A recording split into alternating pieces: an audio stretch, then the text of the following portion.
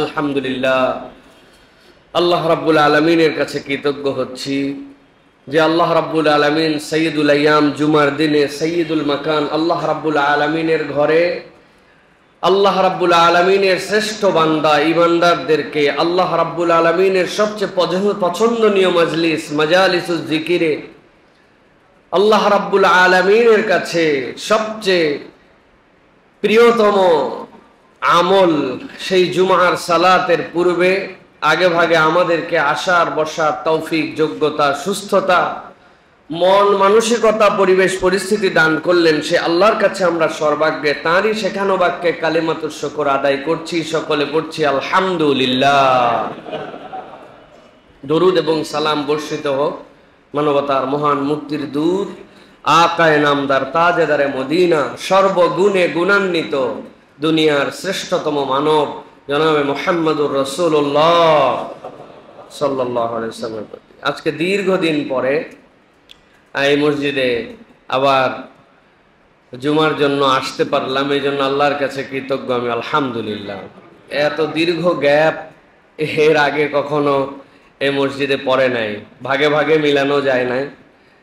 এর মধ্যে মালয়েশিয়ার ট্যুরের জন্য, আফ্রিকার ট্যুরের জন্য, হজের সফরের জন্য ধারাবাহিক প্রায় 1.5-2 মাস বাহিরে থাকার কারণে অনেক দিন পর আমার প্রিয় মসজিদে আসতে পেরে আল্লাহ রাব্বুল আলামিনের কাছে আমিও কৃতজ্ঞতা জানাচ্ছি। আলহামদুলিল্লাহ।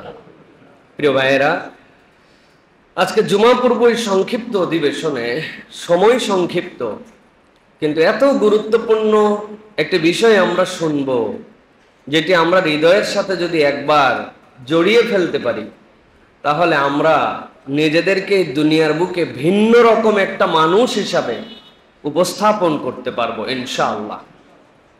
আমরা জানি রবিউল আউয়াল হচ্ছে রাসূলুল্লাহ সাল্লাল্লাহু আলাইহি ওয়াসাল্লামের আগমনের মাস এবং নবী করিম সাল্লাল্লাহু আলাইহি ওয়াসাল্লাম একটা আমল করতেন। তিনি সোম এবং বৃহস্পতিবারে রোজা রাখতেন।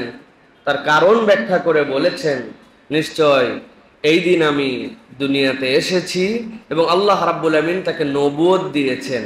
এই জন্য আমরা সোম এবং বৃহস্পতিবার যে রোজা রাখা, এটা হচ্ছে রাসূলুল্লাহ সাল্লাল্লাহু আলাইহি ওয়াসাল্লামের অন্যতম একটা সুন্নাহ আমল।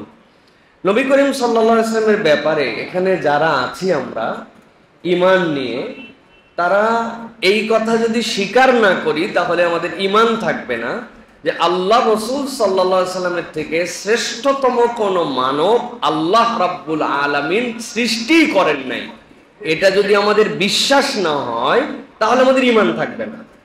কথা একদম ক্লিয়ার। আপনার মাথায় ধরলেও ভালো, না ধরলেও ভালো, আপনার ঈমানই হবে রাসূলুল্লাহ সাল্লাল্লাহু আলাইহি ওয়াসাল্লামের থেকে শ্রেষ্ঠ গুণান্বিত কোন মানুষই আল্লাহ সৃষ্টি করেন নাই। সুবহানাল্লাহ। তাহলে তার গুণাগুণ, তার চরিত্র, তার মাধুর্যতা আল্লাহ রাব্বুল আলামিন এক কথায় প্রকাশ করেছেন, ওয়া ইন্নাকা লাআলা খুলুকিন আযীম। আপনাকে এক মহান গুণের উপরে অধিষ্ঠিত করা হয়েছে, আপনার চারিত্রিক সৌন্দর্যের উপর আর কোনো সৌন্দর্য নাই। সুবহানাল্লাহ। এখানে রিমাইন্ডার নেওয়ার মতো বিষয়টা আগে মাথার মধ্যে নেন। রিমাইন্ডারের বিষয় হচ্ছে আল্লাহ রাব্বুল আলামিন কোরআনুল কারীমের কোথাও নবীজির ব্যাপারে বলেন নাই, হে রাসূল আপনি এত সুন্দর সালাত আদায় করেন, আপনার থেকে সুন্দর সালাত আদায়কারী নাই। এটা কোরআনে নাই, কিন্তু রাসূলুল্লাহ সাল্লাল্লাহু আলাইহি ওয়াসাল্লামের থেকে সুন্দর করে কিয়ামত পর্যন্ত কেউ সালাত আদায় করতে পারবে না। রাসূলুল্লাহ সাল্লাল্লাহু আলাইহি ওয়াসাল্লামকে বলা হয় নাই, হে রাসূল আপনি এত দান করেন, আপনার থেকে সুন্দর দানশীল পৃথিবীতেই নাই। আল্লাহ বলছেন এইটা না, কিন্তু সুন্নাহ দ্বারা প্রমাণিত আল্লাহর নবীর থেকে সুন্দর দান করা, দানের ব্যাপকতা এই কিয়ামত পর্যন্ত কেউ অনুকরণীয় দৃষ্টান্ত উপস্থাপনই করতে পারবে না। সুবহানাল্লাহ। কিন্তু আল্লাহ এটা বলেন নাই। আল্লাহ কোরআনের কোথাও বলেন নাই, হে রাসূল আপনি এমন একটা হজ করছেন যে হজের প্রশংসা আমি করলাম, অথচ আল্লাহর নবী নিজেই বলছেন খুযু আন্নী মানাসিকাকুম, তোমরা আমার থেকে হজ শিখে নাও। কেননা আল্লাহ রাসূলের থেকে সুন্দর করে হজ কেউ করে নাই, কিয়ামত পর্যন্ত কেউ করতেও পারবে না। সুবহানাল্লাহ। কিন্তু এর বর্ণনা, প্রশংসা আল্লাহ কোরআনে এইভাবে দেন নাই। আল্লাহ প্রশংসাটা করেছেন নবীর শানে একটা ব্যাপারে, ওয়া ইন্নাকা লাআলা খুলুকিন আযীম। ও আমার হাবিব, আপনার আচরণ, আপনার চরিত্র, আপনার মানুষের সাথে ব্যবহার, আপনার যে দুনিয়ার ব্যাপী যেখানে যেভাবে আপনার মানবিকতার প্রকাশ, এইটা আপনার এত অসাধারণ, ওইগুলা তো অসাধারণ অটো, কিন্তু এইটা আপনার এত অসাধারণ যে আমি আল্লাহ আজিম শব্দ দিয়ে বর্ণনা করলাম। কিয়ামত পর্যন্ত মানুষ খুঁজতে থাকবে আর ওর ভিতর থেকে সৌন্দর্য বের করতে থাকবে। কিয়ামত হয়ে যাবে, আপনার চরিত্রের সৌন্দর্যের বর্ণনা শেষ হবে না। আজকে এই ভূমিকা দিলাম এই জন্য যে রাসূলুল্লাহ সাল্লাল্লাহু আলাইহি ওয়াসাল্লামের জীবনের অনেক দিক আমরা জানি। আজকে 4টা দিকের কথা আপনাদের কাছে উপস্থাপন করব, যেই দিকগুলোর প্র্যাকটিস আমাদের সমাজ থেকে, আমাদের ব্যক্তি জীবন থেকে উঠে গেছে। নবীজি দান করেছেন, দান করতে বলেছেন, আমরা অনেকেই আলহামদুলিল্লাহ দান করি, কম হোক বেশি হোক দান করি। আমরা হজ করতে বলেছেন, হজ করি। সিয়াম যেভাবে আদায় করতে বলেছেন চেষ্টা করি আমরা। তা আমরা এই চেষ্টা করি, কিন্তু নবীজির চরিত্রের এমন কতগুলো দিক ছিল যেইগুলো আমাদের থেকে বিস্তৃত প্রায়। আমি এরকম 4টা দিকের কথা সংক্ষিপ্ত সময় উপস্থাপন করব। সবাই নিয়ত করেন, আল্লাহ আমাদেরকে আমাদের নবীর এই দিকগুলি জীবনে ধারণ করে আল্লাহর প্রিয়তম বান্দা হওয়ার জন্য আল্লাহ আমাদেরকে তৌফিক দান করে। 1 নম্বরে নবী করিম সাল্লাল্লাহু আলাইহি ওয়াসাল্লামের একটা অনন্য দিক ছিল জীবনে। সেটি কি? নবী করিম সাল্লাল্লাহু আলাইহি ওয়াসাল্লাম ভালো ও যোগ্য মানুষদের জন্য, চেনা হোক অচেনা হোক, তাদের হিদায়াত এবং সফলতার জন্য দোয়া করতেন। চিন্তা করবেন, এ আবার কি বিষয় যে আমাদের এত বড় আলোচ্য সূচির মধ্যে আসতে পারে? নবী করিম সাল্লাল্লাহু আলাইহি সাল্লাম যারা ভালো এবং যোগ্য, তার দৃষ্টিভঙ্গিতে দেখছেন যে এই মানুষটার জন্য আল্লাহর কাছে হেদায়েতের দোয়া করলে এবং আল্লাহ রাব্বুল আমিনের কাছে তার সফলতার দোয়া করলে এর সাথে সমাজ, দুনিয়া, ইসলাম উপকৃত হতে পারে। এই জন্য আল্লাহর নবী চেনা হোক অচেনা হোক, যোগ্য এবং যেই ব্যক্তিগুলো দুনিয়ার বুকে ভালো, ওই মানুষগুলোর জন্য আল্লাহর নবী নিজের থেকে দোয়া করতেন। সুবহানাল্লাহ ওয়া বিহামদিহি। আল্লাহ নবী সাল্লাল্লাহু আলাইহি সাল্লাম যখন দ্বীনের দাওয়াত দিতে শুরু করলেন, মক্কার বুকে আল্লাহর নবীকে হেন কোনো কষ্ট নাই যেই কষ্ট আল্লাহর নবীকে দেয় নাই। কম বেশি আমরা সকলেই জানি আল্লাহর নবীর দিকে ঢিল ছুঁড়ে মারা হয়েছে, আল্লাহর নবীর মাথার উপরে উটের ভুঁড়ি চাপিয়ে দেওয়া হয়েছে, আল্লাহ নবী সাল্লাল্লাহু আলাইহি সাল্লামকে হত্যা করার মতো ষড়যন্ত্র পর্যন্ত করা হয়েছে। কিন্তু আল্লাহ নবী সাল্লাল্লাহু আলাইহি সাল্লাম এমন কতগুলা দোয়া করেছেন এমন মানুষের ব্যাপারে, যেই মানুষগুলো সেই সময়টুকুতে আল্লাহ নবীকে জ্বালাতন করার ব্যাপারে সবচেয়ে বেশি অগ্রগামী ছিল। ওই মানুষরা যদি থেমে যেত, ওই মানুষরা যদি সেই সময় মক্কায় ওই পরিস্থিতিতে না থাকতো, এত দূর পর্যন্ত করার সাহস করত না। এই 2 জন ব্যক্তির নাম ছিল, একজন আবু জেহেল আর একজন ওমর ইবনুল খাত্তাব। আল্লাহ নবী সাল্লাল্লাহু আলাইহি সাল্লাম তাদের মন্দ, তাদের খারাপ, তাদের আল্লাহর নবীর বিরোধিতা, ইসলামের বিরোধিতার সম্পর্কে খুব ভালো করে জানতেন। মক্কার লোকেরা অনেক ধরনের সাহস আল্লাহ নবীর ব্যাপারে করেছে, কিন্তু আল্লাহ নবী সাল্লাল্লাহু আলাইহি সাল্লামের এই শরীর থেকে কাল্লাটা আলাদা করে দেওয়ার সিদ্ধান্ত এর আগ পর্যন্ত কেউ নেওয়ার সাহস করে নাই। কেননা এমন একটা বংশের মানুষ, তার একটা বংশের এমন প্রভাব আছে যে যাই হোক তাই হোক, এই মানুষকে যদি হত্যা করে ফেলা হয় তাহলে এর প্রভাবটা অন্য গোত্রের উপরেও আসবে। কিন্তু প্রথম যেই ব্যক্তি আল্লাহ নবীকে হত্যা করার মতো এত দূর পর্যন্ত ঘৃণ্য সিদ্ধান্ত নিয়েছিলেন তিনি ওমর ইবনুল খাত্তাব রাদিয়াল্লাহু তাআলা আনহু। বুঝানোর জন্য বললাম, আল্লাহ নবী সাল্লাল্লাহু আলাইহি সাল্লাম একদিন আব্দুল্লাহ ইবনে আব্বাসকে ডাকলেন। আব্দুল্লাহ ইবনে আব্বাস রাদিয়াল্লাহু তাআলা আনহু বলছেন, আল্লাহ নবী সাল্লাল্লাহু আলাইহি সাল্লাম আমার সামনে বসে দোয়া করতে শুরু করলেন আল্লাহর কাছে। কি দোয়া করলেন? আল্লাহ দেখেছেন আল্লাহ নবী সাহসিকতার যোগ্যতায় ওমরের সমান কেউ নেই, লিডারশিপের যে যোগ্যতা সেইটার যোগ্যতায় আবু জেহেলের মতো ওই মক্কার মধ্যে ওই সময় কেউ নাই। আল্লাহ নবী সাল্লাল্লাহু আলাইহি সাল্লাম অথচ আব্দুল্লাহ ইবনে আব্বাস বলছেন, যারা ইসলামের চূড়ান্ত দুশমন, ইসলামকে শেষ করে দিতে চায়, নবী তাদের জন্য দোয়া করতে শুরু করলেন, আল্লাহুম্মা আইজ্জিল ইসলাম বিআহাব্বি হাযাইনির রাজুলাইনি ইলাইক বিআবি জাহলিন আও বিউমর ইবনুল খাত্তাব। আয় রব্বুল আলামিন, আপনার কাছে আমি ফরিয়াদ জানাচ্ছি, রব্বুল আলামিন, আপনি দুইজন ব্যক্তির মধ্যে থেকে যে কোনো একজনের জন্য আপনি ইসলামকে সহজ করে দেন। আল্লাহ আপনি পছন্দ করে নেন আবু জেহেল অথবা ওমর ইবনুল খাত্তাবের মধ্য থেকে কাউকে আপনি পছন্দ করে নেন। আল্লাহ রাব্বুল আলামিনের নবী জানার পরেও তাদের যোগ্যতা, তাদের দূরদর্শিতা, তাদের সমাজের নেতৃত্ব গুণটা আল্লাহর নবীর কাছে এটা প্রতীয়মান ছিল। এই জন্য ইসলামের চূড়ান্ত দুশমনের জন্য তাদের সফল হওয়া এবং হেদায়েতের দোয়া আল্লাহ নবী করেছেন। সুবহানাল্লাহ। মুহাদ্দিসিনে কেরাম ব্যাখ্যা করেছেন যে এই দোয়ার মধ্যেই আল্লাহ নবী সাল্লাল্লাহু আলাইহি সাল্লাম একটা কথা বলেছিলেন, যেই কারণে আবু জেহেলের জন্য এটা আল্লাহ রাব্বুল আলামিনের কাছে দোয়াটা কবুল হয় নাই। কি কারণ? আল্লাহ রাব্বুল আলামিন নবীর কাছে, আল্লাহ নবী সাল্লাল্লাহু আলাইহি ওয়াসাল্লাম আল্লাহর কাছে যখন দোয়া করেছেন, ওমর ইবনুল খাত্তাবের নামটা তার যে নাম সেই নামেই নেওয়া হয়েছিল, কিন্তু আল্লাহ রাব্বুল আলামিনের নবী দোয়া করেছিলেন আবু জেহেলের জন্য। আসলে আবু জেহেল তো তার নাম ছিল না। আল্লাহ রাব্বুল আলামিন এই মূর্খর পিতাকে আল্লাহ এই জন্য কবুল করেন নাই। আল্লাহ নবী অন্য জায়গায় বলেছেন, আল্লাহুম্মা আইজ্জিল ইসলাম বিউমর ইবনুল খাত্তাব খাসাতান। আল্লাহ তুমি ওমরের যে যোগ্যতা, ওমরের যে সাহসিকতা, মক্কার মানুষ হাজার বিরোধিতা করলো, কিন্তু আল্লাহ নবীকে কেউ দুনিয়ার থেকে বিদায় করে দিবে এত দূর সাহস কেউ দেখাতে পারে নাই। আর সেই ব্যক্তি এরকম চিন্তা পর্যন্ত করতে পেরেছে, তার কত সাহস, কত বলিষ্ঠতা, কত প্রভাব। রব্বুল আমিন এই মানুষটাকে তুমি কবুল করে নাও, এই মানুষটাকে হেদায়েত দিয়ে দাও।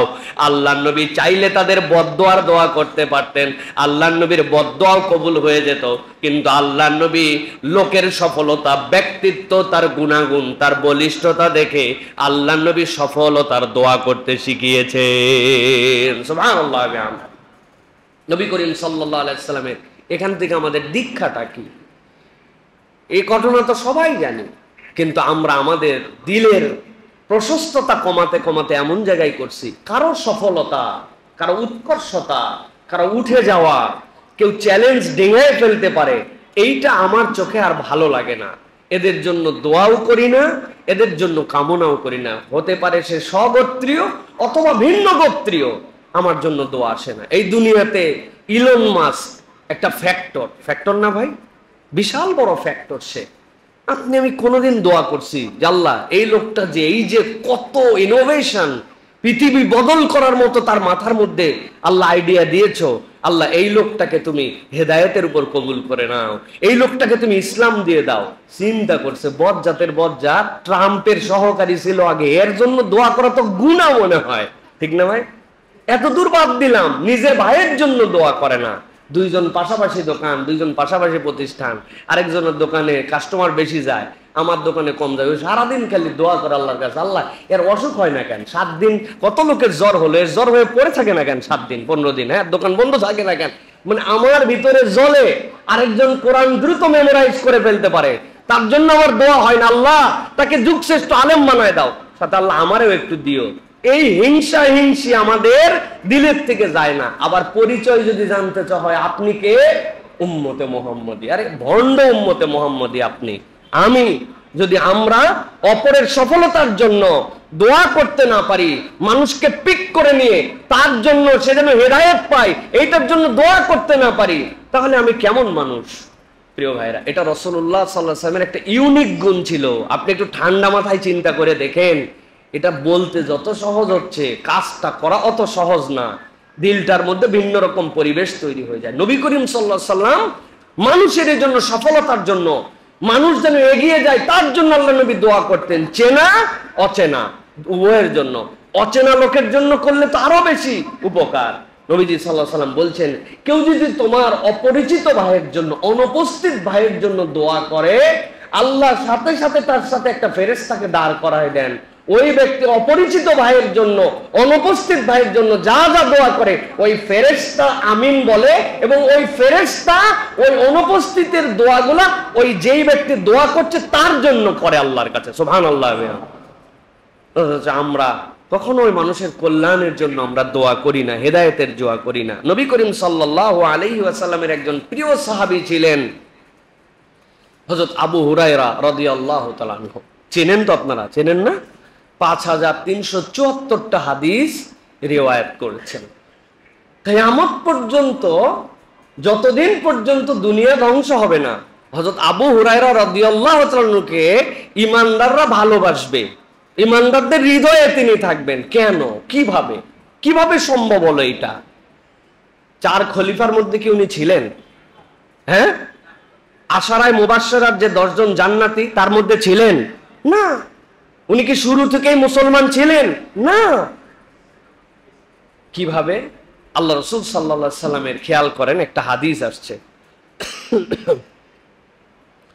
হযরত আবু হুরায়রা রাদিয়াল্লাহু তাআলা আনহু নবী করিম সাল্লাল্লাহু আলাইহি সাল্লামের দরবারে যান। এই দরবারে যাওয়ার জন্য তার মা তাকে খুব বকাবকি করতেন, অসংলগ্ন কথাবার্তা বলতেন। আবু হুরায়রা রাদিয়াল্লাহু তাআলা দিলটা পুড়ে যেত, যেই মানুষকে আমি সবচেয়ে বেশি ভালোবাসি আমার মা আবার তার বিপক্ষে কথাবার্তা বলে, এমন কথা বলে যেই কথা নেওয়ার মতো না। একদিন বুকের কষ্ট, চাপা কষ্ট নিয়ে নবী করিম সাল্লাল্লাহু আলাইহি ওয়াসাল্লামের দরবারে এসে বলছেন, ইয়া রাসূলুল্লাহ, আমার মার জন্য আপনি একটু হেদায়েতের দোয়া করবেন। নবী করিম সাল্লাল্লাহু আলাইহি ওয়াসাল্লাম এক মুহূর্ত দেরি করেন নাই। আবু হুরায়রা রাদিয়াল্লাহু তাআলা বলতে দেরি, নবীজি বলছেন, আল্লাহুম্মা ইহদি উম্মা আবি হুরায়রা, আল্লাহ তুমি আবু হুরায়রার মাকে হেদায়েত দিয়ে দাও।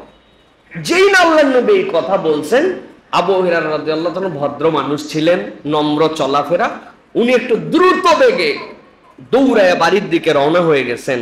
যেই না বাড়িতে গেছেন, বাড়িতে যে আবু হুরায়রা বলছেন, আমি দরজা বন্ধ পেলাম, তবে দরজা বন্ধ পাইলেও যাওয়ার সময় যে মুভমেন্ট পাইছিলাম এই মুভমেন্ট আর পাইলাম না। ভিতরে দেখি একটু ভিন্ন পরিবেশ, দরজায় ডাক দিছি, মা, তো তখন দেখি উত্তর আসে না, কিন্তু হাম্মাম থেকে গোসলের পানির শব্দ আসতেছে। তো আমি অপেক্ষা করলাম। অপেক্ষা করার পরে মা যখন দরজা খুললেন, দরজা খোলার পরেই তিনি আমার দিকে তাকায়া কোনো কথা বলার আগে বলতেছেন, আশহাদু আল্লা ইলাহা ইল্লাল্লাহ ওয়া আন্না মুহাম্মাদান আবদুহু ওয়া রাসূলুহু। আবু হুরায়রা আশ্চর্য হয়ে গেছেন, চোখ দিয়ে তার ঝরঝর করে পানি আসছে। তার মাই বলতেছে যে আমাকে তুমি মুহাম্মাদের কাছে নিয়ে যাও। আবু হুরায়রা রাদিয়াল্লাহু তাআলা খুশিতে কাঁদতেছেন, কাঁদতে কাঁদতে আবু হুরায়রা রাদিয়াল্লাহু তাআলা মাকে নিয়ে টেনে টেনে আসতেছেন। পথ মনে হয় শেষ হয় না, আল্লাহ নবীর কাছে নিয়ে যাচ্ছে। নবীজি তার জন্য দোয়া করছেন। দৌড়ায় আল্লাহ নবী সাল্লাল্লাহু আলাইহি ওয়াসাল্লামের কাছে আসছেন। আসার পরে আবু হুরায়রার চোখের পানি, মায়ের হেদায়েতের যে আনন্দ, এইটা দেখে নবী করিম সাল্লাল্লাহু আলাইহি ওয়াসাল্লাম এবার একটা দোয়া করছেন আবু হুরায়রার জন্য। আল্লাহ নবী দোয়া করছেন, আল্লাহুম্মা হাব্বিব উবাইদাকা হাযা, আল্লাহ এই ছোট্ট গোলাম যেটা আবু হুরায়রা, এরে তুমি পছন্দ করে নাও। ইয়ানি আবু হুরায়রা ওয়া উম্মুহু ইলা ইবাদিকাল মুমিনিন, আর আল্লাহ আবু হুরায়রার তার মাকে ঈমানদার যারা থাকবে তাদের কাছে তুমি প্রিয় পাত্র বানায় দাও। সুবহানাল্লাহি ওয়া বিহামদিহি ওয়া হাব্বিব ইলাইহিমুল মুমিনিন, আর তাদের দিকে মুমিনদের কাছেও তাদেরকে প্রিয় পাত্র করে তোলো। মুমিনদের জন্য তারা যেন প্রিয় হয়, তাদের জন্য মুমিনরা যেন প্রিয় হয়। বলেন তো ভাই, কোনদিন আমার সন্তানের জন্য, আমার পরিবারের জন্য, আমার ওই ভাইটা, যেই ভাইটা দেশের জন্য ভালো করছে, সমাজের জন্য ভালো করছে, ইসলামের জন্য ভালো করছে, দোয়া করছি যে আল্লাহ তার হেদায়েত দাও, ঈমানদারদের কাছে তাকে জনপ্রিয় বানায় দাও, ঈমানদারদের কাছে তাকে প্রিয় পাত্র বানায় দাও, আবার মুমিনদের কাজগুলোও তার কাছে প্রিয় বানায় দাও। আমি চিন্তা করছি, হে যদি জনপ্রিয় হয়ে যায় আমারই তো ইজ্জত থাকে না। এ একটা পোস্ট দেয় ফেসবুকে, তার লাইক হয় 700, আর আমি কত গুরুত্বপূর্ণ পোস্ট দিলাম, আমার 97। আর ফেসবুকটা যেন আল্লাহ খাইয়া ফেলায় কেউ। মানে আমি বাস্তবিক আলোকে বুঝানোর জন্য বলছি প্রিয় ভাই, আমাদের মন ন্যারো হতে হতে হতে কোন জায়গায় যে চলে গেছে। এই দোয়াটা যে করা সুন্নাত, এটা যে নবীর আখলাক, আমি এটা করি নাই। কোনদিন কারোর জন্য দোয়া করছেন যে হাত তোলেন যে আল্লাহ আমার অমুক ভাইকে তুমি ইমানদারদের কাছে প্রিয় পাত্র বানায় দাও, তুমিও তাকে প্রিয় করে নাও? তোলেন। কার জন্য দোয়া করছেন? হয়তো 1-2 হাজার টাকা দিছিল ভোটের প্রচারের সময়, তখন হয়তো দোয়া করতে পারেন, তাও স্বার্থের দোয়া সেইটা, এর বাহিরে কিছু না। অথচ রসুলের আখলাকের এই দিকটা কত বড়। এখন আমি যদি আপনার জন্য দোয়া করি, আল্লাহ এই ভাইকে তুমি আল্লাহ প্রিয় পাত্র বানায় নাও, মানুষের কাছে তাকে প্রিয় বানায় দাও, তুমিও প্রিয়, আর উনি যদি আমার জন্য দোয়া করে, আরে ভাই কেউ কি দোয়ার বাহিরে থাকলাম? তাহলে আমরা আমার সন্তানের জন্য, আমাদের প্রিয় মানুষদের জন্য আল্লাহর কাছে এই যে দোয়া করতে হয়, তার কল্যাণ কামনা করতে হয়। নবীর অনেক গুণাগুণ আলোচনা হয়, কিন্তু আল্লাহর নবী যে এই ক্যারেক্টারে পৃথিবীর শ্রেষ্ঠ ছিলেন তার উম্মত জানেও না, জিন্দেগিতে কারো জন্য এরকম দোয়া করে নাই। ঠিক কিনা প্রিয় ভাইয়েরা? পাশাপাশি 2 দোকানদার কয় আমরা আমাদের মধ্যে ভালো বন্ধুত্ব, 40 বছর আমরা পাশাপাশি আছি। উনার নাম কি? কথার কথা বলতেছে, ওনার নাম শ্যামল ঘোষ, আর আরেকজনের নাম আব্দুল্লাহ। এই আব্দুল্লাহ অনেক তার সাথে ভালো সম্পর্ক, কিন্তু এই আব্দুল্লাহ কোনোদিন তাকে আল্লাহ হেদায়েত দিয়ে দে এই দোয়া করে নাই। অথচ পাশাপাশি থাকছে, 3 প্রজন্ম বড় হয়ে গেছে। আল্লাহর কাছে দায় আছে আমাদের। কাউকে ফোর্স করে আপনি শাহাদা পাঠ করাবেন না, কিন্তু তার শাহাদা পাঠের অনুপ্রেরণার জন্য আপনি দোয়া করবেন। এটা রাসূলুল্লাহ সাল্লাল্লাহু আলাইহি ওয়াসাল্লামের শিক্ষা প্রিয় ভাইয়েরা। তার জন্য আপনাকে কৌশল নিতে হবে। তাহলে 1 নম্বর, আমাদের জীবন পরিবর্তন করার একটা সিদ্ধান্ত আজকে থেকে নিব। যেই ব্যক্তিরা সফল ব্যক্তি, যেই ব্যক্তিদের দ্বারা ইসলামের উপকার হতে পারে, দেশের কল্যাণ হতে পারে, উম্মার কল্যাণ হতে পারে, আমরা তাদের হেদায়েতের জন্য আল্লাহর কাছে দোয়া করব। পারবো না ইনশাআল্লাহ? আর একটা দোয়া করব, আল্লাহ আমার পরিবার, আমার সন্তান, আমাদের আপনজনদেরকে আল্লাহ তুমিও পছন্দ করে নাও, মানুষের কাছেও তাদেরকে পছন্দনীয় বানায় দাও। পারবো ইনশাআল্লাহ? মনের মধ্যে বক্রতা কমে যাবে, তাহলে দেখবেন মনটা রিলিফ হয়ে গেছে। স্ট্রেস রিলিফ হয় না আমাদের, মনের মধ্যে শান্তি হয় না। খালি দিল পড়ে, নামাজ পড়ে তাও ভাল লাগে না, দান করে তাও ভাল লাগে না, পরিবার পরিজন, টাকা পয়সা মাশাআল্লাহ অভাব নাই, কাট পাঞ্চ করে দিলে যা ইচ্ছা তাই কিনতে পারে, শান্তিটা নাই। কোথার থেকে যেন আমার দিলের মধ্যে শান্তি নাই, এত কিছু করার পরে ভাল লাগে না, মানে কি জানি নাই সেটাও খুঁজে পাই না। ওই অন্তরটা মানুষের জন্য যদি না দোয়া করে, মানুষের জন্য যদি ভালোবাসা না দেয়, মানুষের জন্য যদি কল্যাণকামী না হয়, আপনি 1000 কাজ করে আপনার মানসিক স্ট্রেস দূর করতে পারবেন না। এই জন্য সবচেয়ে বেশি মানুষের জন্য দোয়া, মানুষের জন্য কাজ, মানুষের কল্যাণে নিজেকে নিয়োজিত রাখা, এটা হচ্ছে রাসূলুল্লাহ সাল্লাল্লাহু আলাইহি ওয়াসাল্লামের চরিত্র। পারবো ইনশাআল্লাহ? এটা গেল 1 নম্বর। সংক্ষিপ্ত সময় 4টা প্রসঙ্গ বলবো বলেছি। 2 নম্বর, একটা রাসূল আরবি সাল্লাল্লাহু আলাইহি ওয়াসাল্লামের গুনাহগুণ ছিল, সেটা হচ্ছে মানুষের গুনাহ খাতা থাকবে, কিন্তু এই গুনাহের কদর্যতা নবী করিম সাল্লাল্লাহু আলাইহি ওয়াসাল্লাম নম্রতার সাথে উপস্থাপন করতেন। বিষয়টা একটু বুঝে নিতে হবে। পৃথিবীর সব মানুষ গুনাহগার, শুধুমাত্র মাসুম নবী রাসূলেরা, তাদের কোনো গুনাহ খাতা নাই, আল্লাহ তাদেরকে হেফাজত করছেন। তাছাড়া পৃথিবীর সব মানুষ গুনাহগার, সবার গুনাহ আছে।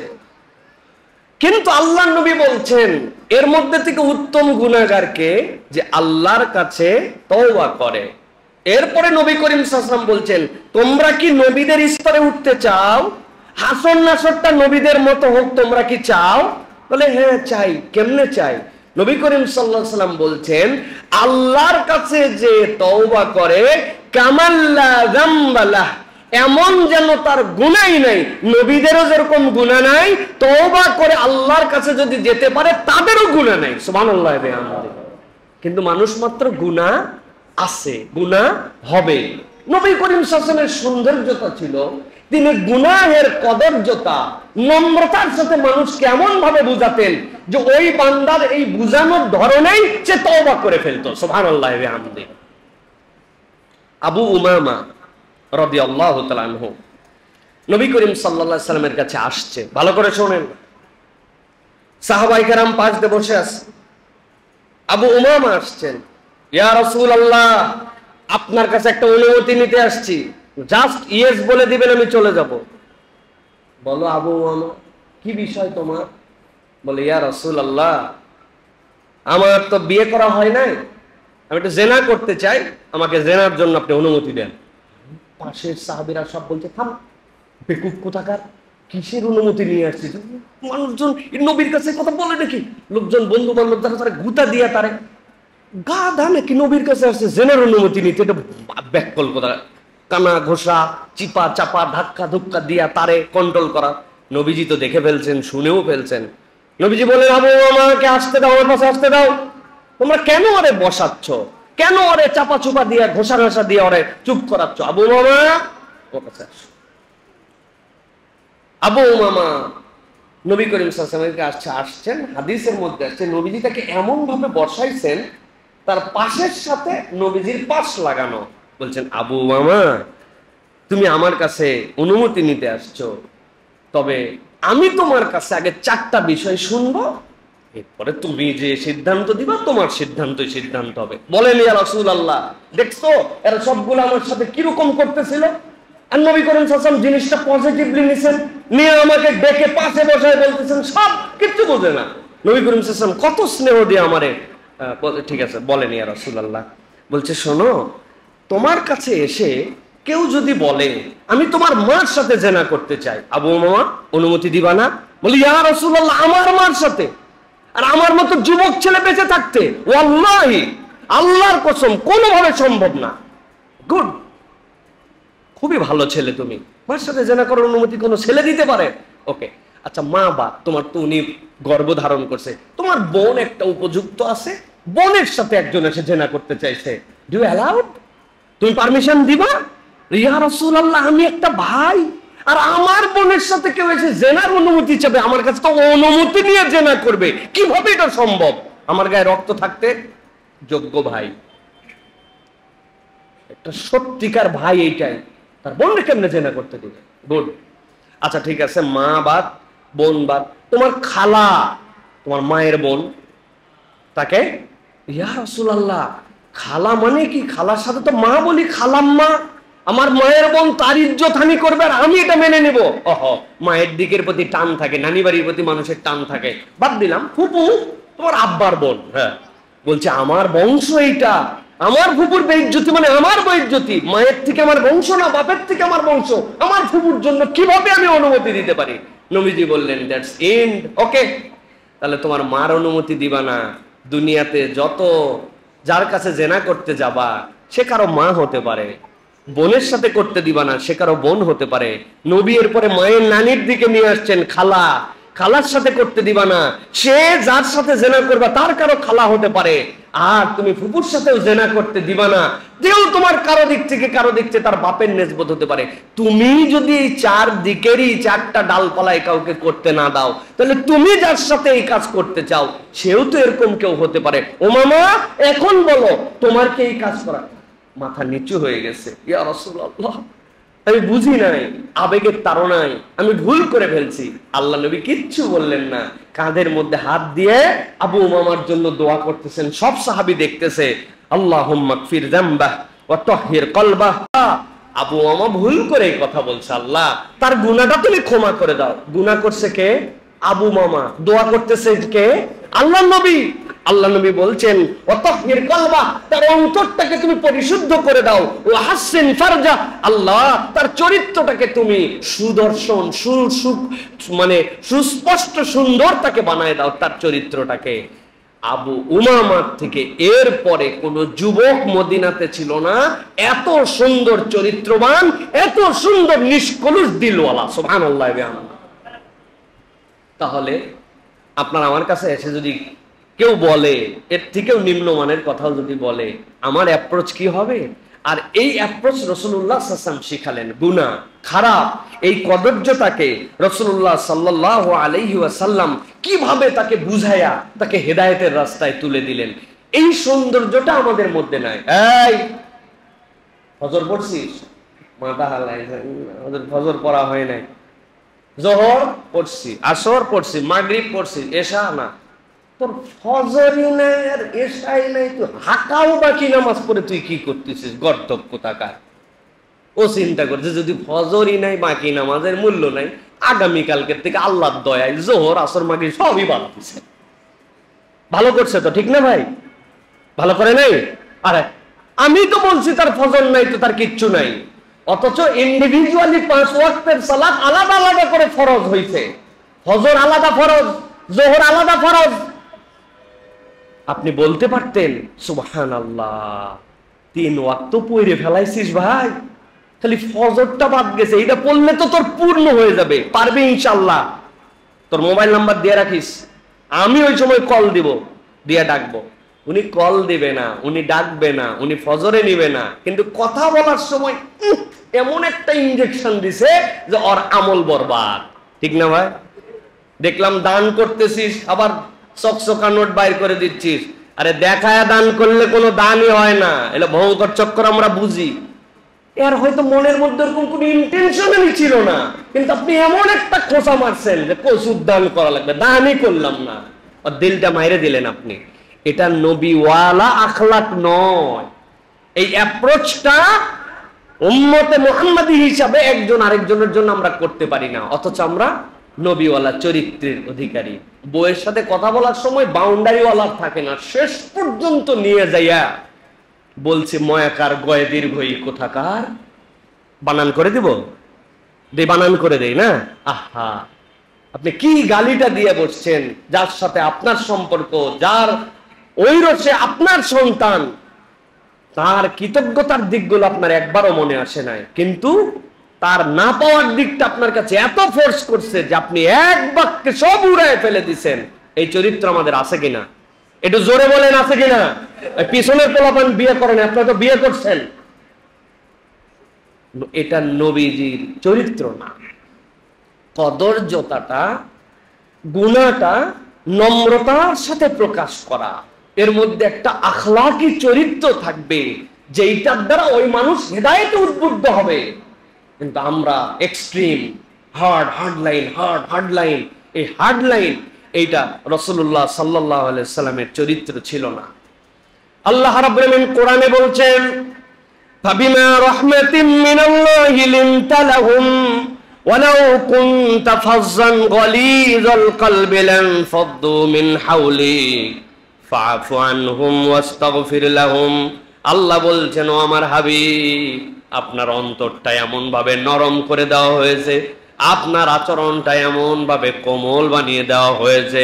ওয়ালাউ কুনতা ফাজ্জান গালিযাল কলব, আপনি যদি কড়া হৃদয়ের হতেন, আপনার মধ্যে যদি রূঢ়তা থাকতো, আপনি যদি এমন ধরনের আচরণ করতেন, তাহলে মানুষ আপনার পাশে থাকতো না। আল্লাহ নবী সাল্লাল্লাহু আলাইহি সাল্লামের চরিত্রটা একটু খেয়াল করেন, সবাই জানেন, আবার রিমাইন্ড করাই দেই। নবীজি সাল্লাল্লাহু আলাইহি সাল্লাম 11টা গোত্র থেকে 11 জন তলোয়ার নিয়ে দাঁড়ায় আছে, আল্লাহ নবীকে হত্যা করে ফেলবে। আল্লাহ নবী সাল্লাল্লাহু আলাইহি সাল্লাম সাথে সাথে আল্লাহর পক্ষ থেকে ওহী আসলো, নবী করিম সাল্লাল্লাহু আলাইহি ওয়াসাল্লামের কোনো চিন্তা নাই। ওয়াজআলনা মিন বাইনি আইদিহিম সাদ্দাও ওয়া মিন খালফিহিম সাদ্দান ফাগশাইনাহুম ফাহুম লা ইউবসিরুন। তারা চোখে দেখে নাই নবীজিকে, আল্লাহ রাব্বুল আলামিন পর্দা দিয়ে দিয়েছেন। কিন্তু এই জায়গায় মূল ঘটনাটা ভিন্ন। নবীজি চলে যাবেন, আলী রাদিয়াল্লাহু তাআলা কে ডেকেছেন, আলী বসো। কি জন্য? এই ধরো, এই গাট্টিটা দেখতে পাচ্ছ, এই গাট্টিটা হচ্ছে উমুকের, এই যে দেখতে পাচ্ছ টোপলা, এই টোপলাটা উমুকের। আল্লাহ নবী এরকম করে 37 থেকে 40টা টোপলা আলী রাদিয়াল্লাহু তাআলা হাতে বুঝাই দিলেন। আলীকে বললেন, আমার চাদর গায়ে দিয়ে শুয়ে থাকো, আমি হিজরতের রাস্তায় চলে যাচ্ছি, এই আমানতগুলা তুমি মক্কার লোককে ফেরত দিয়ে তারপরে তুমি মদিনায় আসবা। আলী বুঝে ফেললেন আমার কোনো টেনশন নাই। আল্লাহ নবী বলতেন ফেরত দিবা, মদিনায় আসবা, তার মানে ওরা আমাকে মারতে পারবে না। ভালো করে খেয়াল করে দেখেন, যখন সকল গোত্র একমাত্র আল্লাহ নবীর নিজের গোত্র ছাড়া সবাই যখন নবীকে হত্যা করার জন্য সম্মিলিত পরামর্শ করে আল্লাহ নবীর ঘরের সামনে দাঁড়ায়া, সেই সময়ও তারা আল্লাহ নবীর থেকে এই বিশ্বাস হারা হয় নাই যে তার কাছে যে আমানত দেওয়া আছে, আগে তো আমানতটা উঠায় নিয়ে আসি, তারপরে তাকে হত্যা করা হবে, মূল্যে আবার কোত্থেকে আমানত দিবে? বউরে বিশ্বাস করে নাই, বাপরে বিশ্বাস করে নাই, ম্যানেজারকে বিশ্বাস করে নাই, গোত্রপতিকে বিশ্বাস করে নাই, আল্লাহ নবীকে হত্যা করার সিদ্ধান্ত পর্যন্ত নিয়েছে বিরোধিতার কারণে। কিন্তু তখনও তারা আস্থা রেখেছে এই ব্যক্তির কাছে আমানত দিলে এই ব্যক্তি আমানতের খেয়ানত করে না। সুবহানাল্লাহ। আল্লাহ এই জন্য বলছেন, ওয়ালাউ কুনতা ফাযযান গালিযাল কলব লাফাদ্দু মিন হাওলিক ফাআফু আনহুম ওয়াস্তাগফির লাহুম। ও আমার হাবিব, আপনাকে দায়িত্ব দেওয়া হলো আপনি তাদেরকে ক্ষমা করতে থাকেন আর আপনি তাদের জন্য আল্লাহর কাছে ইস্তেগফার করতে থাকেন। এইটা হচ্ছে নবীওয়ালা চরিত্র। মানুষের প্রতি মানুষের রাগ থাকবে, বিরাগ থাকবে, যৌক্তিক কারণে তার জন্য মামলা মোকদ্দমাও হয়ে যেতে পারে। ইসলাম এখান থেকেও বাধা দেয় না। ইসলাম বলেছে কেউ যদি তার নিজের অধিকার আদায়ের জন্য সংগ্রামে লিপ্ত হয় আর সেই সংগ্রামে যদি মারা যায় আল্লাহ তাকে শাহাদতের মৃত্যু দিবেন, কিন্তু তার সাথে বিদ্বেষ ভাবাপন্নতা, তার জন্য ক্ষমা না চাওয়া, ইস্তেগফার না চাওয়া, নিজের হৃদয়কে ক্রুয়েল হৃদয় বানায় ফেলা, এইটা ঈমানদার আর উম্মতে মুহাম্মাদীর চরিত্র হতে পারে না। এই জন্য আব্দুল্লাহ ইবনে আমর রাদিয়াল্লাহু তাআলা আনহু বলছেন, আমি পূর্ববর্তী কিতাবের পণ্ডিত ছিলাম, পূর্ববর্তী কিতাবগুলা পড়ে পড়ে দেখেছি, নবীর হাতে তো আগে বায়াত হয়েছি, কিন্তু পূর্ববর্তী কিতাবগুলোর মধ্যে আমার নবীর কি কি বৈশিষ্ট্যের কথা বলা ছিল। তিনি বলছেন উম্মতে মুহাম্মাদীর এই 5টা বৈশিষ্ট্যে নিজেদেরকে বৈশিষ্ট্যমণ্ডিত করা উচিত। পৃথিবীর যত পূর্ববর্তী কিতাব ছিল সব কিতাবে আল্লাহ নবীর 5টা বৈশিষ্ট্যের কথা বলা ছিল। 1 নম্বরে তিনি কঠোর হবেন না, 2 নম্বরে তিনি কঠিন ভাষায় কথা বলবেন না, 3 নম্বর অযথা তিনি বাজারের মধ্যে যে ঘোরাফেরা আর আড্ডাবাজ হবেন না, 4 নম্বর মন্দ আচরণ উত্তম আচরণ দিয়ে তিনি ফিরায় দিবেন, আর 5 নম্বর তার চরিত্রটাই হবে ক্ষমাশীল এবং দয়ালু। সুবহানাল্লাহ। পূর্ববর্তী সব কিতাবে আল্লাহ নবীর এই চরিত্র বর্ণনা করে দিয়েছেন, তিনি ক্ষমাশীল এবং দয়ালু মানুষ হবেন। অযথা বাজারে যে ঘোরাফেরা করবেন না, মানুষকে মন্দকে কখনো মন্দ দিয়া কাঁটা দিয়ে কাঁটা তোলা, এই চরিত্র নবীওয়ালা চরিত্র হবে না। কঠিন ভাষায় তিনি কথা বলবেন না, এমন কথা বলে দিছে কলিজার ভিতরে ঢুকে গেছে একবারে। মানুষ পাছায় লাথি মারা ভুলে যায়, গালে থাপ্পড় মারা ভুলে যায়, কিন্তু আপনার কথার দেওয়া কষ্ট মানুষ ভুলতে পারে না। কথা ঠিক না ভাই? দিলের মধ্যে এটা থেকে যায়। এই জন্য এইগুলো হচ্ছে নবীওয়ালা চরিত্র। প্রিয় ভাইরা, আমাদেরকে এই বিষয়গুলি থেকে সব সময় সতর্ক থাকতে হবে। নবী করিম সাল্লাল্লাহু আলাইহি ওয়াসাল্লাম প্রত্যেকটা ক্ষেত্রে কোমলতার দৃষ্টান্ত উপস্থাপন করেছেন। আরেকটা ঘটনা আপনাদের কাছে বলি। মাইজ ইবনে মালিক রাদিয়াল্লাহু তাআলা আনহু, তার যে জিনার হদ, এই ঘটনাটা পুরা মুহাদ্দিসিনে কেরামদেরকে পর্যন্ত আলোড়িত করেছে। তারা উল্লেখ করেছেন নবী করিম সাল্লাল্লাহু আলাইহি ওয়াসাল্লাম তার প্রতি কি কমল ছিলেন। হযরত মাইজ এসে বলেন, ইয়া রাসূলুল্লাহ, আমাকে পবিত্র করেন, আমি এই অপরাধ করে ফেলেছি। নবীজি তাকে কি বলেছেন জানো? ধ্বংস হোক, তোমার ধ্বংস হোক, চলে যাও, তওবা করো আল্লাহর কাছে। যে এটা কেউ দেখে নাই, হুদামিসা তুমি আমার কাছে এটা বলতে আসছো, তোমার ধ্বংস হোক। সেই লোক তো বেপরোয়া, তার দিলের মধ্যে তাকওয়া ঢুকে গেছে। সে এসে বলছে, ইয়া রাসূলুল্লাহ, আমাকে দয়া করে আপনি পবিত্র করেন, আমার প্রতি আপনি হদ কায়েম করেন। নবী করিম সাল্লাল্লাহু আলাইহি ওয়াসাল্লাম বললেন, লোকটা পাগল নাকি? এর মাথা ঠিক নাই। এই গোত্রের লোকজনকে ডাক দাও তো, এর মাথা মনে হয় ঠিক নাই। দেখেন নবী করিম সাল্লাল্লাহু আলাইহি ওয়াসাল্লাম তাকে বাঁচায় দিতে চান। কেউ দেখে নাই, 4 জন সাক্ষী লাগবে, একান্তে গুনাহ করছে, আল্লাহর কাছে একান্তে মাপ চাবে, কিন্তু ওই সাহাবীর দিলের মধ্যে ঢুকছে, কিয়ামতে যদি আল্লাহ ধরে আমার তওবা কবুল হয়েছে কিনা আমি তো জানি না, তাহলে দুনিয়ায় যদি যা অপরাধ করছে তার হদ হয়ে যায়, আল্লাহ তো আমাকে পার করে দিবে। আর নবী চিন্তা করছেন তো যে অনুতপ্ত হৃদয় নিয়ে আসছে, ক্ষমা চাইলে তো আল্লাহ মাফ করে দিবে। বলে লোকটা পাগল মনে হয়। এই গোত্রের লোকদেরকে ডাক দাও। গোত্রের লোক ডাক দিছে, ডাক দেওয়ার পরে বলছে, না ইয়া রাসূলুল্লাহ, তো মাথা ঠিকই আছে আমরা জানি। বলছে তাহলে ওই এই কাজ করে নাই, মনে হয় একটু আবেগের বশবর্তী হয়ে সেই মহিলাকে চুমুটুমু দিছো, ঠিক না? নবী বলছেন চুমুটুমু দিছে হয়তো। বলছে না ইয়া রাসূলুল্লাহ, আমি তো একদম সবচেয়ে কঠিন কাজটাই করে ফেলছি, ইয়া রাসূলুল্লাহ আপনাকে পবিত্র করেন। নবীজি প্রথমে পাগল বলে, তারপরে তাকে খেদায় দিয়া, তারপরে গুনাহ লঘু করে দিয়ে, যেহেতু সেটা প্রকাশিত নয়, কোনো নারী তার বিরুদ্ধে অভিযোগ করে নাই, নবীজি চাইছেন, কিন্তু সেই লোক তারপরেও এইটা করতে পারে নাই। তখন নবী করিম সাল্লাল্লাহু আলাইহি ওয়াসাল্লাম বললেন, ইসলামের বিধান যা, তার প্রতি তার প্রতি রজম করো, তাকে হদ কায়েম করে দাও তার প্রতি।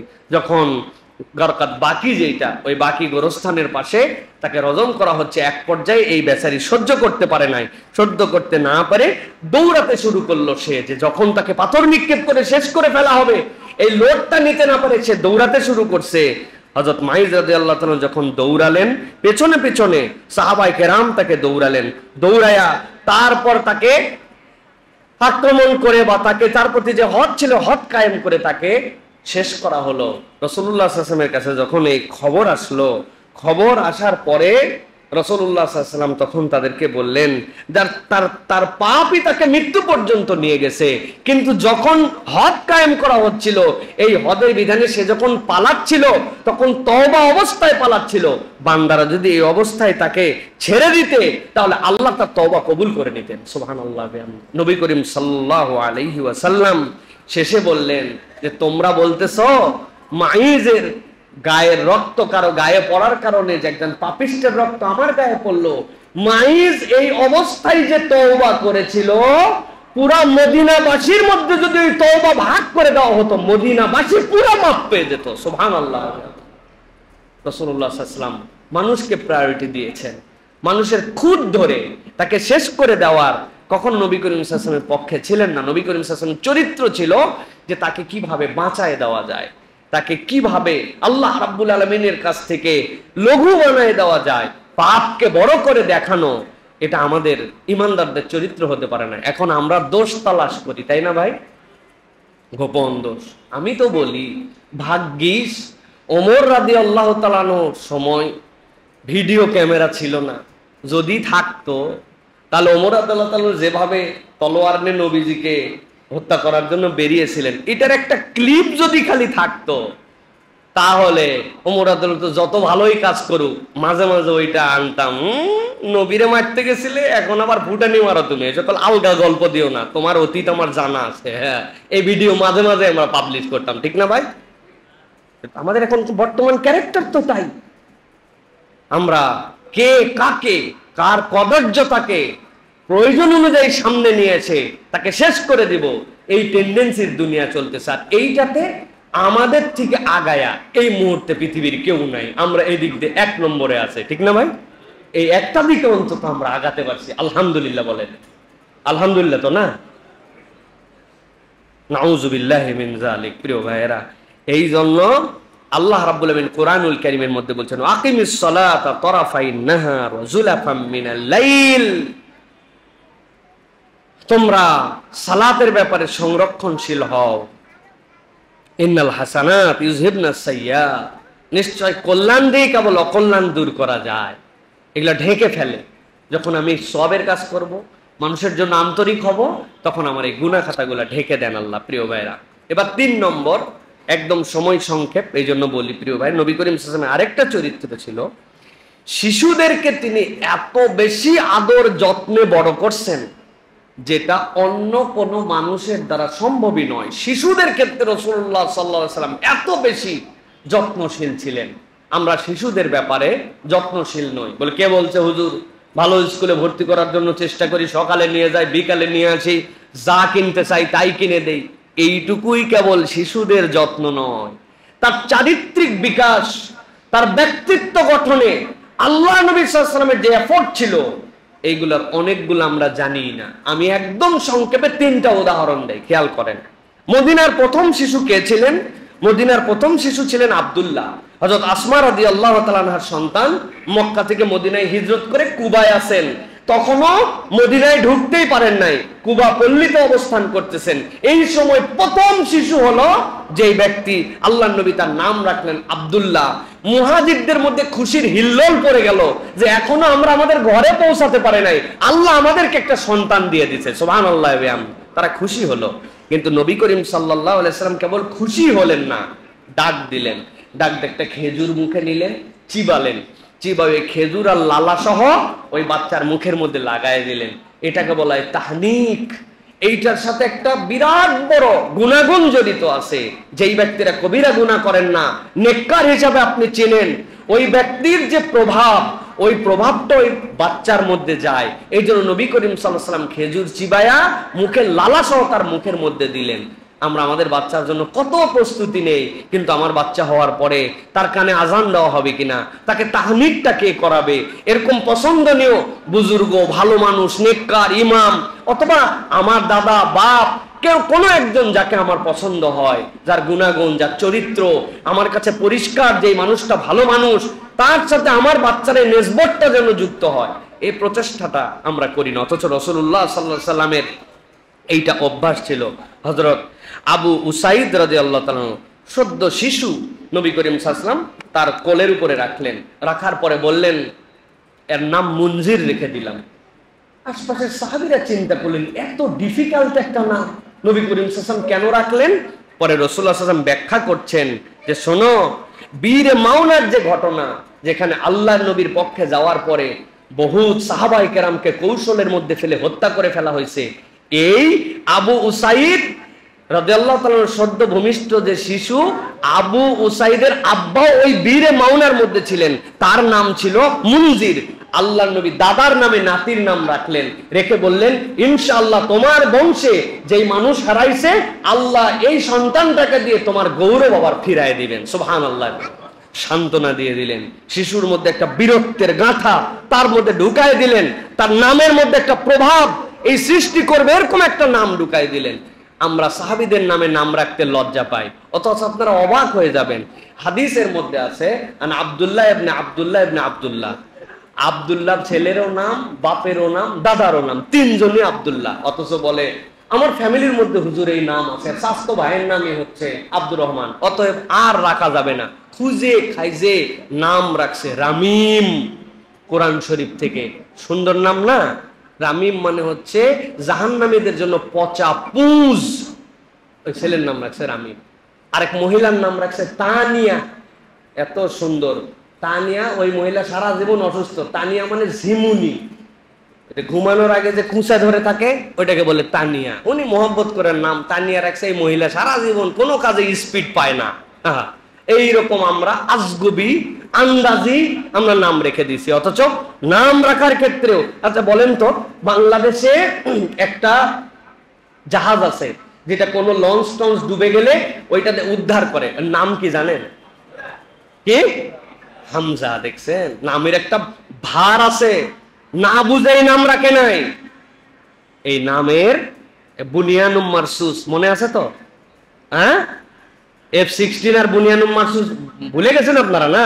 কয়েকদিন আগের ঘটনা তো। এগুলা নামের একটা প্রভাব আছে প্রিয় ভাইরা। নবী করিম সাল্লাল্লাহু আলাইহি ওয়াসাল্লাম এটাকে গুরুত্ব দিতেন। আবু তালহা আনসারী রাদিয়াল্লাহু তাআলা বলতেছেন যে তিনি উটের পিঠে নবী করিম সাল্লাল্লাহু আলাইহি ওয়াসাল্লাম তেল লাগাচ্ছিলেন, এমন সময় তার সন্তানকে নিয়ে আসলেন। নবীজি গুরুত্বপূর্ণ কাজ বাদ দিয়ে বলেন তোমার কাছে খেজুর আছে? নবী করিম সাল্লাল্লাহু আলাইহি ওয়াসাল্লাম আছে। নবী করিম সাল্লাল্লাহু আলাইহি ওয়াসাল্লাম একটু খেজুর চিবায়া আবু তালহা আনসারীর বাচ্চার মুখের মধ্যে দিয়েছেন। নবী অবাক হয়ে দেখছে এই বাচ্চা কেমন হয়েছে, এদিকে খেজুর চাটতেছে।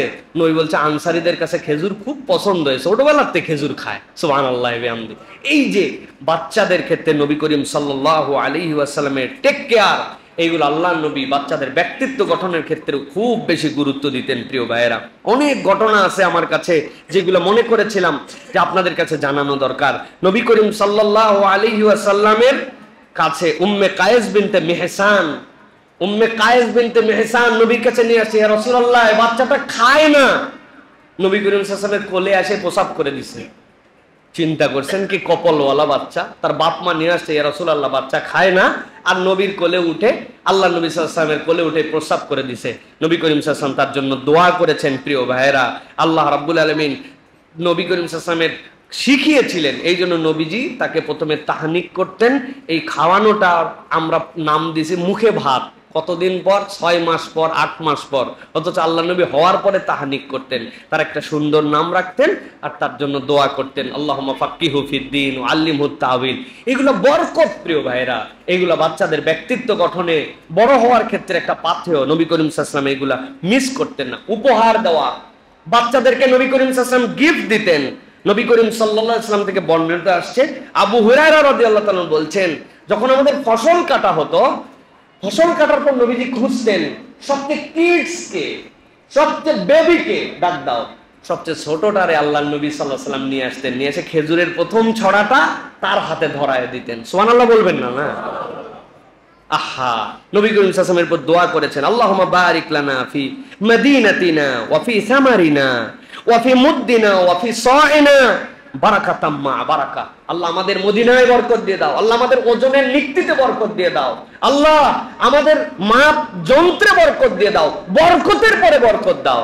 কার হাতে প্রথমটা দিবেন বললেন না যে শিশু, শিশু কার হাতে প্রথম ভাগটা শিশু পাবে, এটা বরকত। আল্লাহ রাব্বুল আলামিন নবী এটা শিখিয়েছেন। ওই বাচ্চাটাও একটা ব্যক্তিত্বশীল বাচ্চা হয়। দুইটা ছোট্ট ছোট্ট ঘটনা বলি। খালিদ রাদিয়াল্লাহু তাআলার কন্যা উম্মে খালিদ ছিলেন। নবী করিম সাল্লাল্লাহু আলাইহি ওয়াসাল্লামের কাছে একবার অনেক কাপড় আসলো। নবীজি কাপড় কাকে দিয়ে শুরু করবেন? নবীজি ডাক দিলেন, কে আসো এই কাপড়টা পরার জন্য? খালিদ রাদিয়াল্লাহু তাআলা আনহুর মেয়ে উম্মে খালিদ, একদম ছোট্ট মানুষ। নবীজি তাকে ডাক দিলেন, ডাক দিয়ে তার গায়ের মধ্যে কাপড়টা জড়ায় বললেন, উম্মে খালিদ এই কাপড়টা তুমি একদম পুরাতন করে ফেলো। হযরতে খালিদ রাদিয়াল্লাহু তাআলা আনন্দে আল্লাহু আকবার বলে চিৎকার দিয়ে উঠছে। কেন? কারণ আরবরা যদি কারো জন্য দোয়া করত, এই কাপড়টা ময়লা করে ফেলো বা এই কাপড়টা পুরাতন করে ফেলো, এর মানে সে যেন দীর্ঘ হায়াত পায়। হাদিস প্রমাণ করতেছে সবচেয়ে সর্বশেষ যেই সাহাবী মারা গেছেন মেয়েদের মধ্যে তিনি ছিলেন উম্মে খালিদ। আল্লাহ এত দীর্ঘ হায়াত তাকে দিয়েছেন, সুবহানাল্লাহ। ওই বাচ্চার জন্য নবীজি এই পোশাকটা দিয়া তার জন্য এইটা দোয়া করে দিয়েছেন। প্রিয় ভাইরা, বাচ্চাদের ব্যক্তিত্বের জন্য কতগুলো বিষয় আছে। ছোট্ট একটা ঘটনা বলি আপনাদের কাছে প্রিয় ভাইরা। সেটা হচ্ছে নবী করিম সাল্লাল্লাহু আলাইহি ওয়াসাল্লাম একবার খাবার বন্টন করছেন। খাবার বন্টন করার সময় নবী করিম সাল্লাল্লাহু আলাইহি ওয়াসাল্লাম দেখলেন যে তার ডান পাশে একটা ছোট শিশু আছে আর বাম পাশে নবী করিম সাল্লাল্লাহু আলাইহি ওয়াসাল্লামের মুরব্বী সাহাবীরা আছে। তো নবীজি ডান থেকে সব দেওয়া শুরু করতেন। এখন মুরব্বীরা সামনে, ডান দিকে পিচ্ছি। নবীজি ওকে বললেন, বাবা তুমি যদি আমাকে অনুমতি দাও তাহলে আমি মুরব্বীদের থেকে দেওয়া শুরু করব, তোমাকে দিয়ে নয়, কিন্তু হক তোমার। এই পিচ্ছি নবীর সামনে বলছে, আল্লাহ, আল্লাহর কসম আমি আপনার থেকে পাওয়ার ক্ষেত্রে কাউকে অগ্রাধিকার দিতে রাজি নাই। নবীজি বললেন, যা কিছু করার নাই, তাহলে তোমার হক তুমি নাও। আমরা হলে কি বলতাম? বেয়াদবের বেয়াদব, তোর থেকে অনুমতি নেওয়ার কি আছে রে? বলছি তাই তো বেশি, আর তুই এই সব বেয়াদব, বাপ যেরকম পেটাও এরকম, কি বলে ফেলতাম না প্রিয় ভাইরা কথায়? কিন্তু নবীজি তাকে সম্মান দিলেন। প্রথমে অনুমতি নিতে চাইলেন, এরপরে সে অ্যালাউ করে নাই, মেনে নিলেন। দিস ইজ দ্য মুহাম্মদ সাল্লাল্লাহু আলাইহি ওয়াসাল্লাম। ব্যক্তিত্ব গঠন হয় বাচ্চাদের। আমরা বাচ্চাদেরকে বকাঝকা করি, এমন ভাষায় কথা বলি যে ভাষায় সে নিজের অস্তিত্বই নাই মনে করে। আমি আপনাকে চ্যালেঞ্জ দিয়ে বললাম, আমার তো দুইটা বাচ্চা এখানে বসে আছে, না আরো আছে বাড়িতে। এই বাচ্চা কাচ্চাদেরকে আপনি শুধুমাত্র পজিটিভ কথা বলবেন, আপনি পরিবর্তন দেখতে পাবেন 3 দিনের জন্য কষ্ট করে। মারে তোর তো অনেক বুদ্ধি, মাশাআল্লাহ, বাবা তোমার তো মাশাআল্লাহ অনেক সুন্দর আচরণ, আমার বাচ্চাটা তো দেখতেছি দারুণ কাজ করতেছে, আলহামদুলিল্লাহ। আপনি শুধু পজিটিভ পাম্পট্টি হিসাবে নেন প্রয়োজনে, এটা দেখবেন ওই বাচ্চাকে শাসনে যা হয় নাই ওই বাচ্চার পরিবর্তন হয়েছে। এটা নবীজি শিখাইছেন, সুবহানাল্লাহ বিহামদি। এগুলো অনেক কথা আমার কাছে আছে প্রিয় ভাইরা, সময় আমাকে অ্যালাউ করতেছে না, এই জন্য আমি দীর্ঘ কথা আজকে বলতে পারছি না প্রিয় ভাইরা। সুতরাং ব্যক্তিত্ব গঠন, তাদেরকে মর্যাদা দেওয়া, সম্মান দিয়ে কথা বলা। তুই কি বুঝিস, তোর বুঝার কি আছে, এই ভাষাটা হারাম করে ফেলেন সন্তানের সাথে। তুই কি বুঝিস বলবেন না, এইটা তাকে শেষ করে দেয়। সে চিন্তাই করতে শিখে, আমি বুঝি না, আমার বাপ বলছে, আমার মা বলছে, আমি তাহলে কি বুঝি। আর এই যে সে নিচু হয়ে যায়। নবী করিম সাল্লাল্লাহু আলাইহি ওয়াসাল্লাম কখনো এইটা করেন না প্রিয় ভাইরা। এই জন্য আমরা এইটা চেষ্টা করব প্রিয় ভাই। সর্বশেষ যেটা সবগুলার মধ্যেই ঢুকে গেছে, 4টা বলবো বলছে যেহেতু শেষ করে দেই, সেটা হচ্ছে দয়া এবং স্নেহ ছিল রাসূল সাল্লাল্লাহু আলাইহি ওয়াসাল্লামের ভূষণ। আগের যা বলছে সবগুলোর সাথে দয়ার সম্পর্ক আছে না, স্নেহের সম্পর্ক আছে না, কিন্তু ইন্ডিভিজুয়ালি নবী করিম সাল্লাল্লাহু আলাইহি ওয়াসাল্লামের ভূষণটাই ছিল তিনি দয়াদ্র এবং তিনি ছিলেন বড় স্নেহশীল। আল্লাহ রাব্বুল আলামিন কোরআনুল কারীমের মধ্যে বলেছেন, ওয়ামা আরসালনাকা ইল্লা রাহমাতাল লিল আলামিন। ও আমার হাবিব, আপনাকে আমি প্রেরণই করি নাই, ওয়ামা আরসালনাকা, আপনাকে পাঠানো হয় নাই। নবী আসছে না আসে নাই? আসছেন। ইল্লা, তবে আসছেন ওইটা সহ, রাহমাতাল লিল আলামিন, এই জগৎ সমূহের রহমত হিসাবে আল্লাহ আপনাকে প্রেরণ করেছেন। সুবহানাল্লাহ। নবী করিম সাল্লাল্লাহু আলাইহি ওয়াসাল্লাম হচ্ছেন আমাদের জন্য রহমত। আল্লাহ নবী সাল্লাল্লাহু আলাইহি ওয়াসাল্লাম কেমন রহমত, সর্বশেষ হৃদয়ের মধ্যে ঢুকায় নেন। নবী সাল্লাল্লাহু আলাইহি ওয়াসাল্লামের তিনটা গুণ আমার জীবনে কেন লাগবে, কেন আমাদের এই নবীকে অনুসরণ করা দরকার। আল্লাহ নবী সাল্লাল্লাহু আলাইহি ওয়াসাল্লাম থেকে বর্ণনা আসছে, নবীজি সাল্লাল্লাহু আলাইহি ওয়াসাল্লাম একটা রাত, সারা রাত সিজদার মধ্যে পড়ে পড়ে পার হলেন। সাহাবী সকালবেলা উঠার পরে নবীজির পাশে ছিলেন, উঠে বলেন, ইয়া রাসূলুল্লাহ, হাবিবাল্লাহ, কি আশ্চর্য দেখলাম, পুরা রাত তো এক আয়াত পরে আপনি পার করে দিলেন, কিছু আর পড়েন নাই, এক সিজদার মধ্যে আপনার রাত পার হয়ে গেল। আল্লাহ নবী সাল্লাল্লাহু আলাইহি ওয়াসাল্লামের পা গুলা ফুলে যেত, চোখগুলা মনে হতো বেরিয়ে যাবে। এইরকম ভাবে আল্লাহ নবীর কাছে আপনি তো শুধুমাত্র একটা আয়াতই পড়লেন, সূরা মায়েদা 5 নম্বর সূরার 118 নম্বর আয়াত, ইন তুআযিবহুম ফাইন্নাহুম ইবাদুক ওয়া ইন তাগফির লাহুম ফাইন্নাকা আনতাল আজিজুল হাকীম। ও আমার আল্লাহ, যদি আপনি তাদেরকে আযাব দেন তারা আপনার বান্দা, আর যদি আপনি তাদেরকে মাফ করে দেন তাহলে দুনিয়ার কারো সাধ্য নাই আপনার কাছে এটার ব্যাপারে জবাবদিহি করে। আল্লাহ নবী সাল্লাল্লাহু আলাইহি ওয়াসাল্লাম সারা রাত একটা আয়াত পরে কানলেন, একটা আয়াত পরে সিজদায় শেষ করলেন। সাহাবী বলল, ইয়া রাসূলুল্লাহ, বুঝলাম না, এক আয়াতে পুরা রাত পার হয়ে গেল।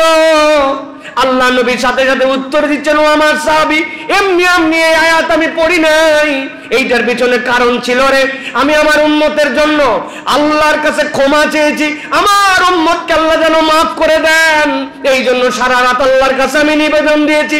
ফজরের আযানের আগ মুহূর্তে জিবরাইল আমিন আমার কাছে আসছে। কি বার্তা দিয়ে গেছে জানো নাকি?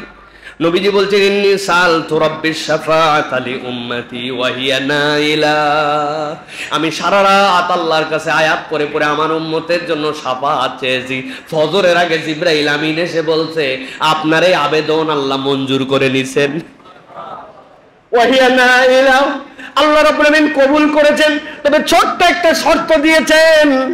আল্লাহ রাব্বুল আমিন বলেছেন, লিমান লা ইউশরিক বিল্লাহি শাইআ, কেউ যদি আল্লাহর সাথে কেবল শিরিক না করে, শিরিক মুক্ত ঈমান নিয়ে আসতে পারে, আল্লাহ নবীকে আল্লাহ এমন শাফাতের পারমিশন দিবেন, তার উম্মতের যত গুনাহ থাক আল্লাহ তার উম্মতকে মাফ করে দিবে।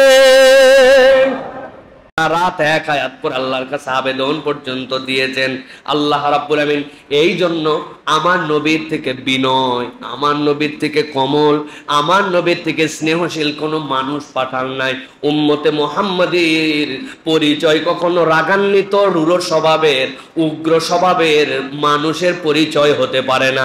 নবীর সাথে মিল রেখে উম্মতে মুহাম্মাদীর পরিচয়টাও হবে তারা বিনয়ী, কোমল, কোমল হতে হবে চরিত্রে, আচরণে, কথায়, বক্তব্যে, মানুষের সাথে সহানুভূতিতে। এটাই মানুষ। কিন্তু আমি রূঢ় স্বভাব, এটা আবার ফুটানি করে বলে, আমি যে কেমন রাগি এটা তো তুই জানিস না ভাই, প্রকাশ হয় না এখনো। মানে উনার রাগ ও উনার একটা বড়াই আছে না ভাই? এই ফুটানি আপনি করেন নাই কোনোদিন? করছেন? আমার রাগ তো দেখিস নাই, খালি এক রূপ দেখছিস। আরে বাবা, এটা উনি ফুটানির আইটেমের মধ্যে নিয়েছে। এটা আপনার কোনো ফুটানি না, এটা আপনার ব্যর্থতার চরিত্র, এটা মানবিকতার বাহিরের চরিত্র। ক্রুয়েলিটি এইটা পশু পাখির চরিত্র হতে পারে, মানুষের চরিত্র হতে পারে না।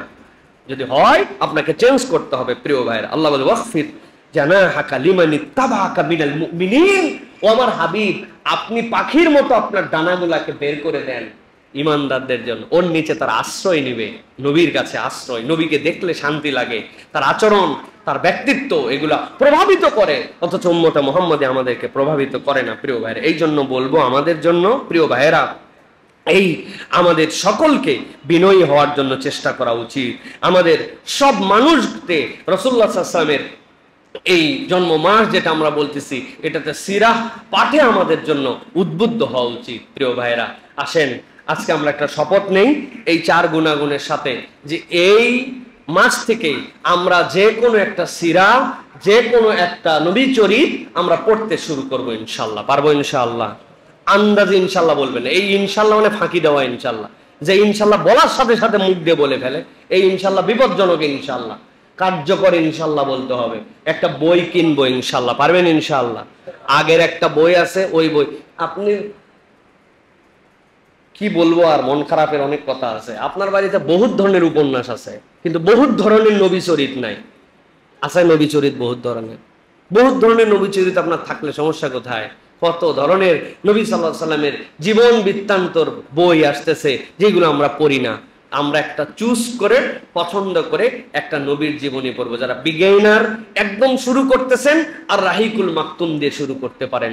এরপরে আমার নবী, নবীজি, তারপরে হচ্ছে বায়ানের আছে রাসূলুল্লাহ সাল্লাল্লাহু আলাইহি ওয়াসাল্লাম, নবী মুহাম্মদ, কত ধরনের যে সিরাতের বই আছে।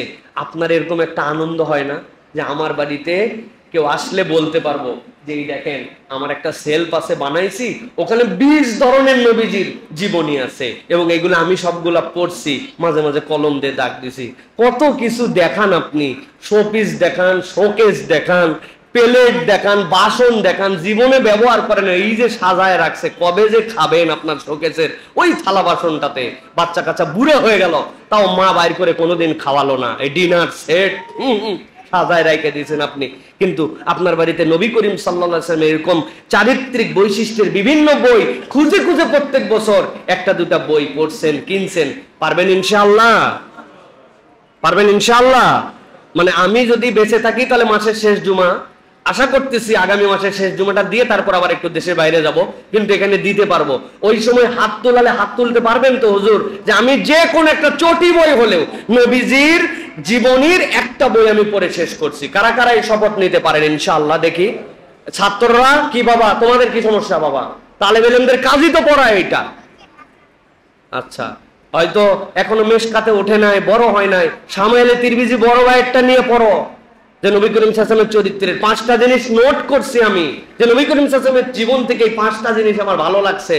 আমি এই মহল্লাতেই ঘোরাফেরা করি, আমারে ধরেও মাঝে মাঝে যে হুজুর বইটা কিনতে পারতেছি না, টাকা দেন, আমি একটা নবীর চরিত্র ইনশাআল্লাহ আমি দিয়ে দেবো ইনশাআল্লাহ। কোনোদিন তো কেউ বললো না এই কথা যে আমার টাকা নাই হুজুর, আমার 100 টাকা দেন, 200 টাকা দেন, আমি একটা নবীজির জীবনী কিনবো, আমি দিয়ে দেবো ইনশাআল্লাহ। কিন্তু তারপরে আপনারা পড়েন ইনশাআল্লাহ। পারবেন ইনশাআল্লাহ? আল্লাহ আমাদেরকে তৌফিক দান করেন।